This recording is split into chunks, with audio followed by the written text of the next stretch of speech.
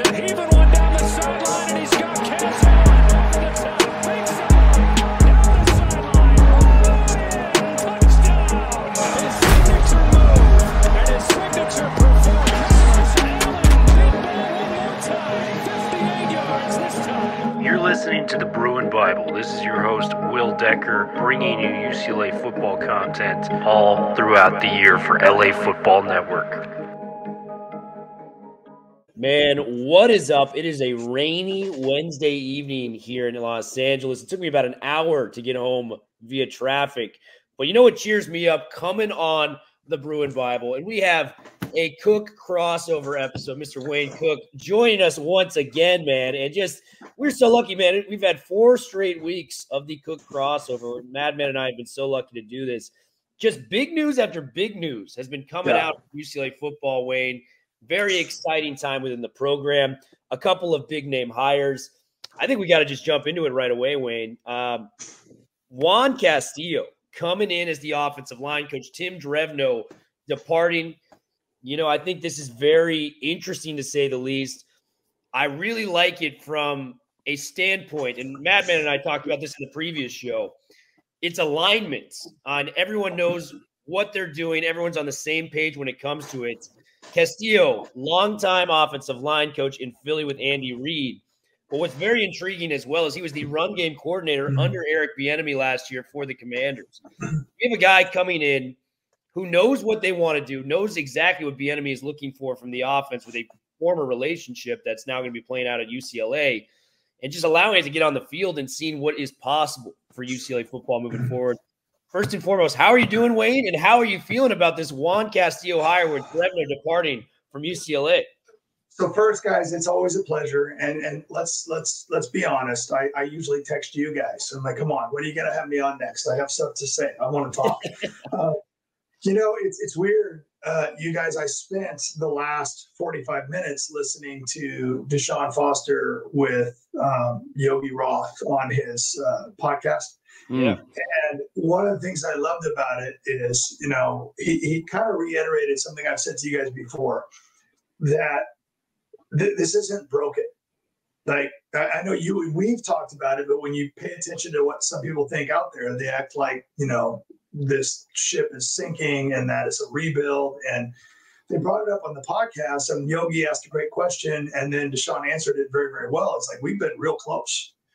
And this offense has been very good. I mean, just look at the way it's like they're not going to just abandon the way they've been running the football, because they've been one of the best rushing teams, you know, going all the way back to Joshua Kelly. So I really enjoyed not just me, because, yeah, I get to be around the program and I talk to people, but, like, you know, sometimes I'm just like observing as a football analyst. And I'm saying, like, listen, I don't think it's going to be too drastic. I think they're still going to do the things that worked, but they're also going to tweak it. And that's exactly what DeShaun said. So he said, we're going to tweak it. We're going to make it better.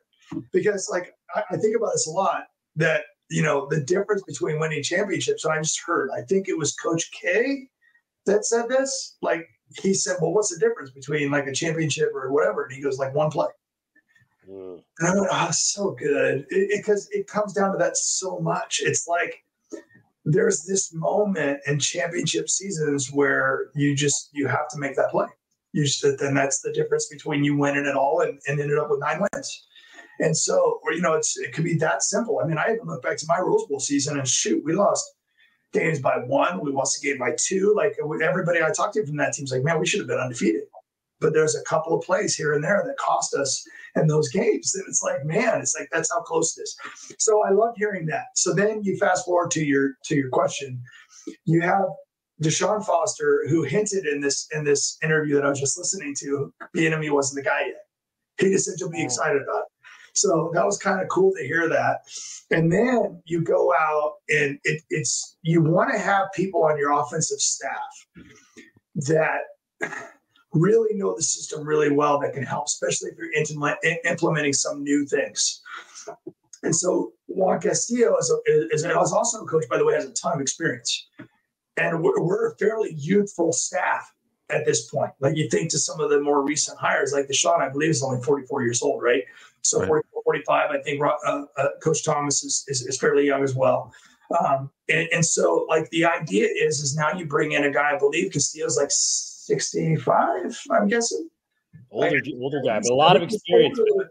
And he's been around for a long time. And I think people, like, we get excited about the youth. And I think you guys might have said this on social media, something along the lines of the youthful, like, ability to recruit. And I agree. I agree that matters. Like, when you have coaches that aren't so far removed from the current athlete that they can relate to a little bit, I think that adds that, like, fire to recruiting.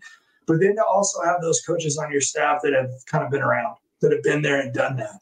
And have coached at all different levels and all types of different athletes. And I think you can learn from that too.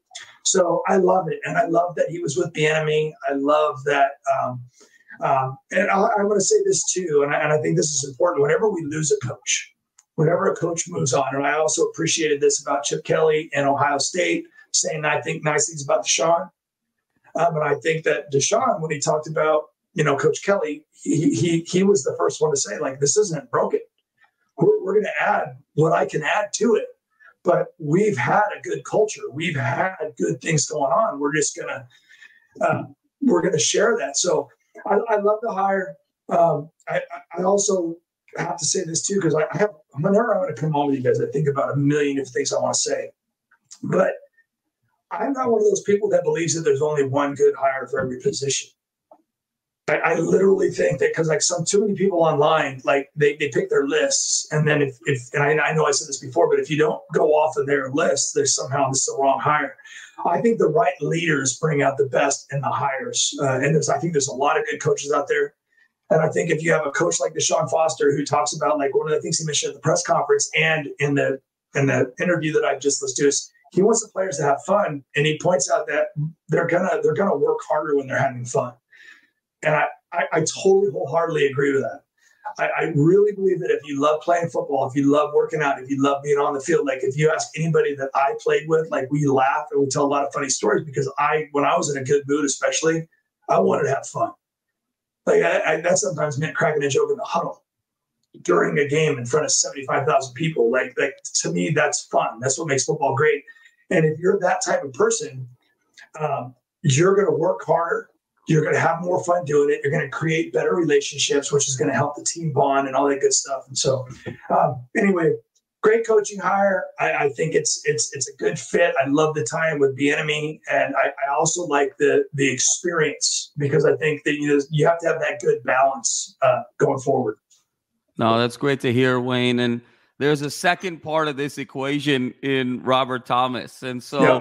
Wayne, what are your thoughts there? Obviously, having to replace Ken Norton Jr., there was a lot of conversation, the energy, the NFL experience, the passion, the culture change. And here you bring Robert Thomas, who shared the field with DeShaun from 98 to 01. They were freshmen together on that iconic 98 team.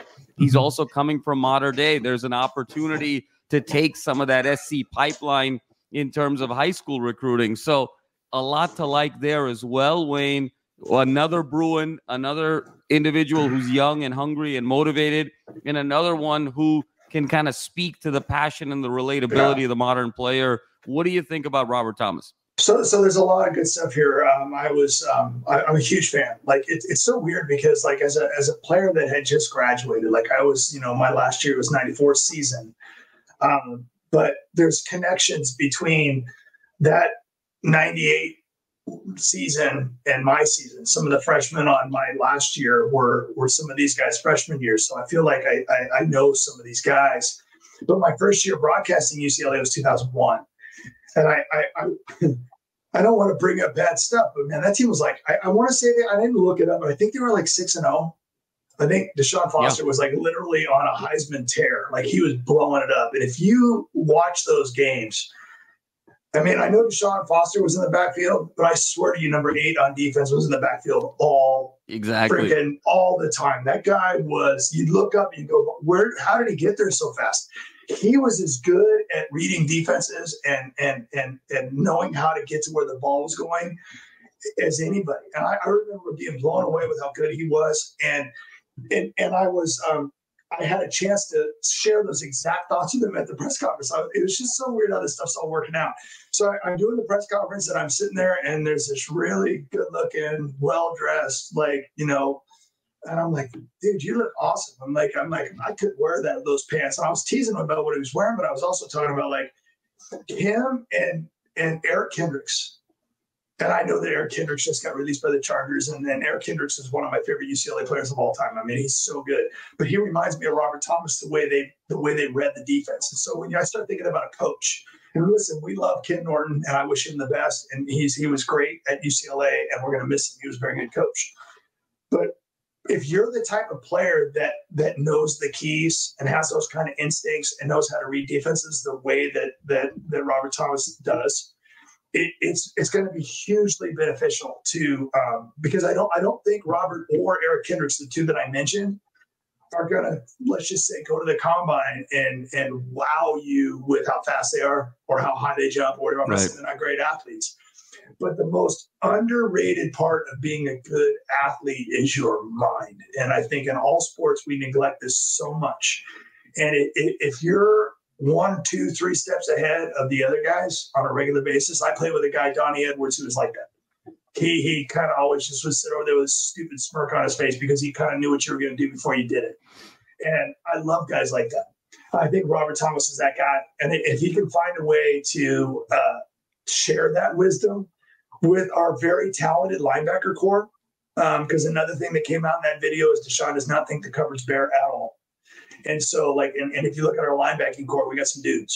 We got some guys that can play. And so, like, I get excited, and I also get excited about the fact that those guys played in a Rose Bowl. They went on. They beat teams like Alabama when they played. Like, I mean, we won some big games with those guys, and it's like, my gosh. So I'm excited about that because I'll go back to the press conference because those guys know what it's like to play in the Rose Bowl at a time when the Rose Bowls just happen, where it's absolutely like when I was being recruited, I went to every Troy Aikman game his senior year. And I'm telling you guys, all you fans out there listening right now, we need to make that happen. We need to make the Rose Bowl. Stop listening to the negativity. Stop listening to what could go wrong. And just imagine those days. Just imagine how much fun the Rose Bowl was. And I don't care. I would love it if we would. I'm serious. You know how we have the student section now in a different place? Would it be cool if at one of our games, and I don't care if the administration is listening to me or not, but if some cheerleaders or yell leaders or whoever walked out and one of them had a U sign and one of them had a C and one had an L and one had an A, because I don't know if you guys are old enough to remember this stuff. And man, I used to love hearing that crap. U, C, L, A. And it would go around the whole stadium and they would do it for a while. And I know it's old school and I know it's not playing stuff over the loudspeakers, but it's getting the fan base involved. And when that place is full and you're doing stuff like that, it's college football.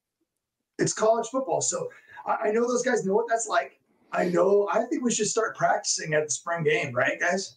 We should just make that like a thing. Let's go have fun and start practicing what it's like to be, what UCLA should be. Yeah, Wayne, so many good points on that one. And, Madman and I talked about this in the last episode too. We are just in a lucky position where we have former UCLA Bruins that bleed blue and gold that are selling the program now. And there's a difference to that. It's people, a lot of the college coaching profession is transactional. Coaches that want to move on, move to different places.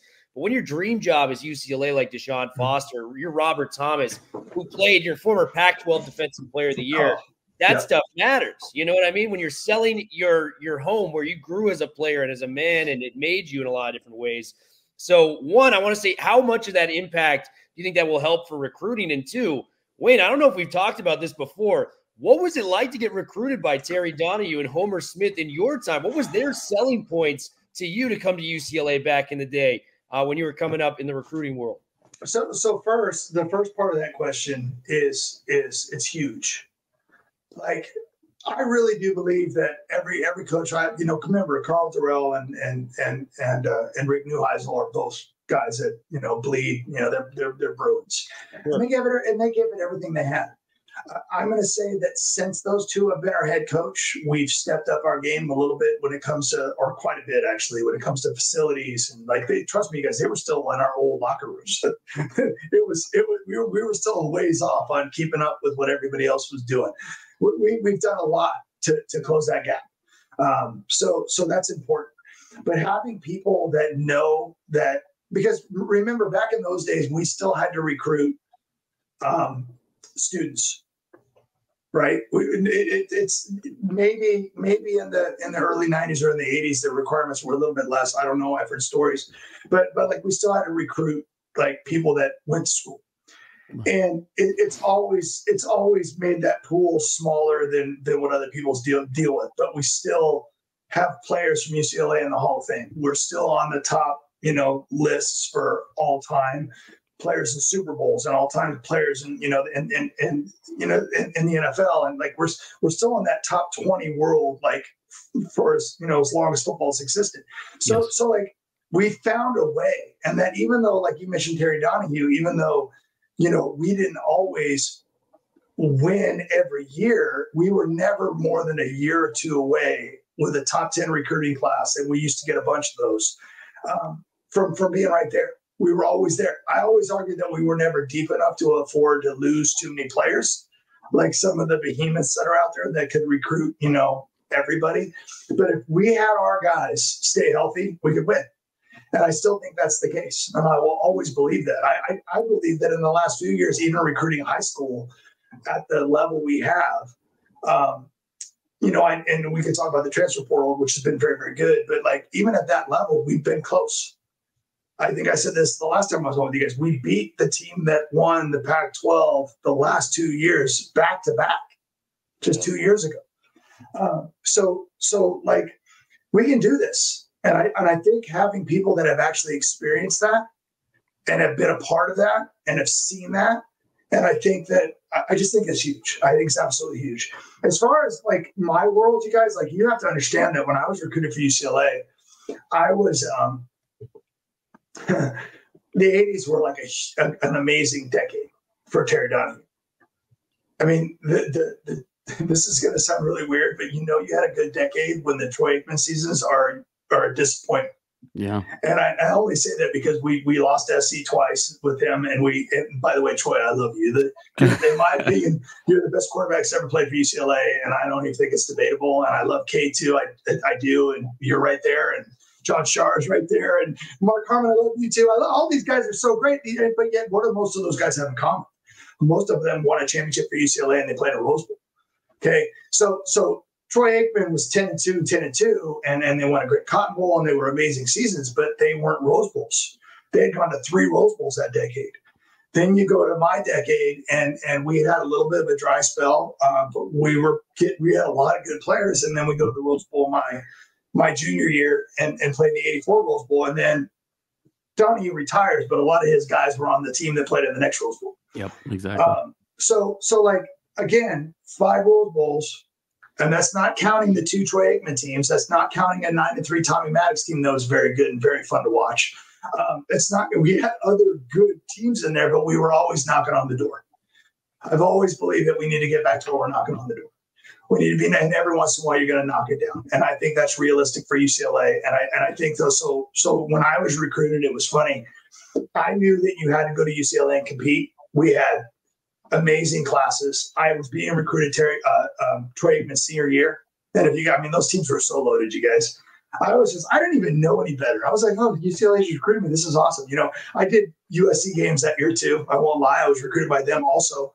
But I saw myself more like, I want to be like that guy. I want to be like Troy Aikman. I want to be around this team. And so it was cool. But literally, you guys, we were so deep and so good that when you showed up, you had me, Coach Homer Smith used to, Cook, you're on the hind tit. That's what he told me all the time. Like, you're on the hind tit. I was like that little runt, in the back trying to get some milk.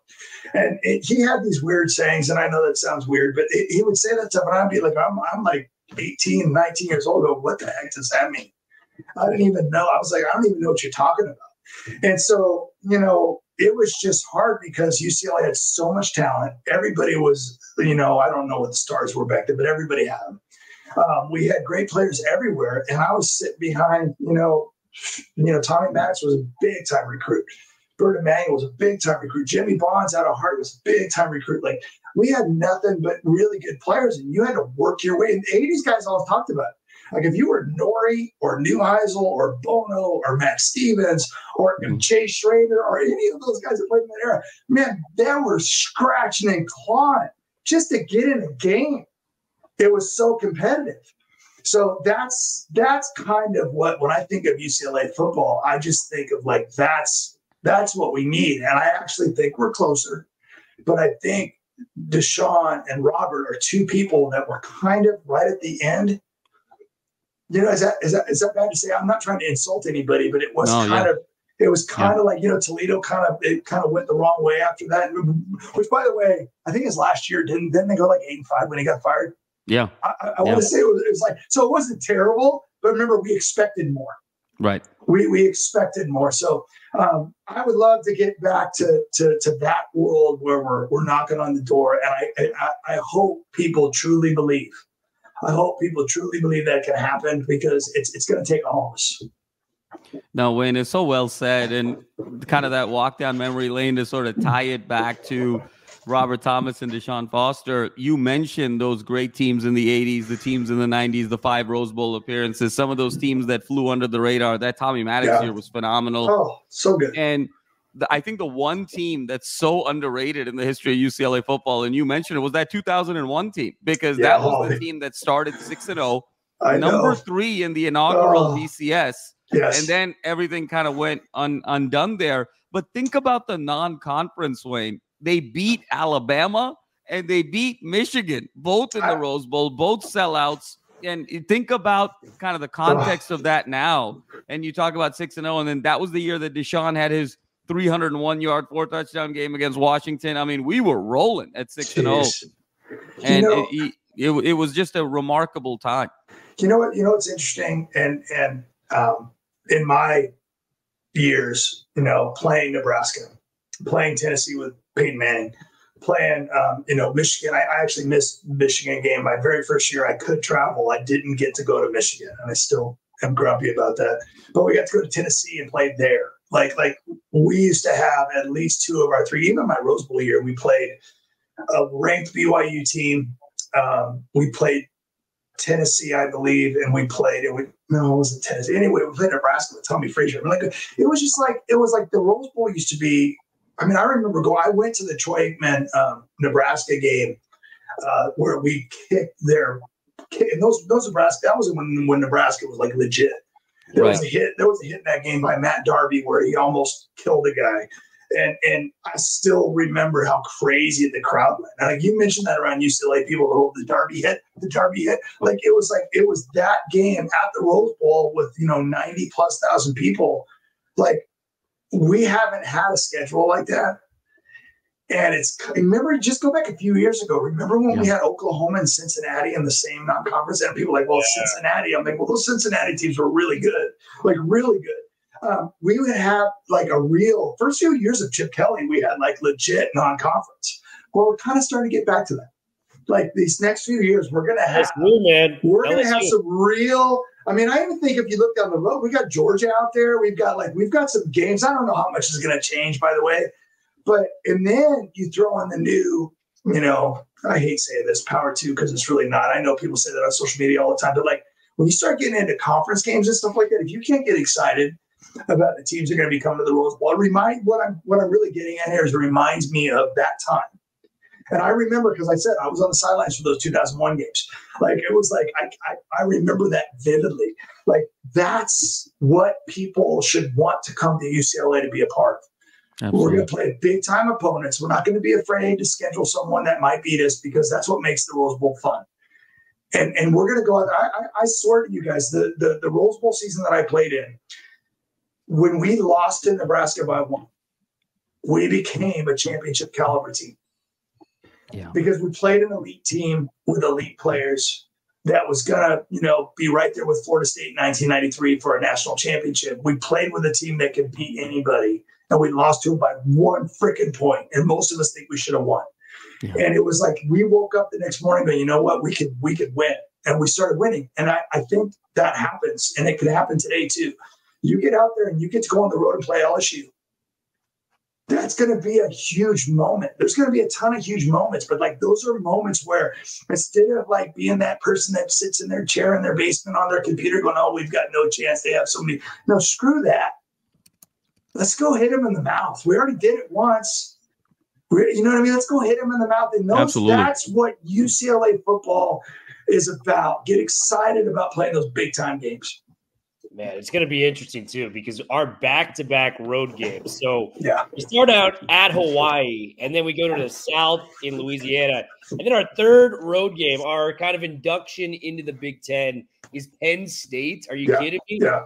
Intimidating places. I mean, if you're a player, though, you want to play the best. You want to play in the best environments. So it's going to be exciting. A lot of exciting stuff coming with this DeShaun Foster hire. Wayne, thank you so much for coming on again. I think we nailed it with Juan Castillo on the offensive line. I think we nailed it with Robert Thomas. I'm excited to see what Castillo and Thomas do with the likes of your Holstages, your DeGiorgios, and your Madranos, and Olufemi Oladejas, and what they can bring to the table and how they're going to recruit moving forward. Wayne, thank you so much for coming on again, man, and joining us on the Bruin Bible.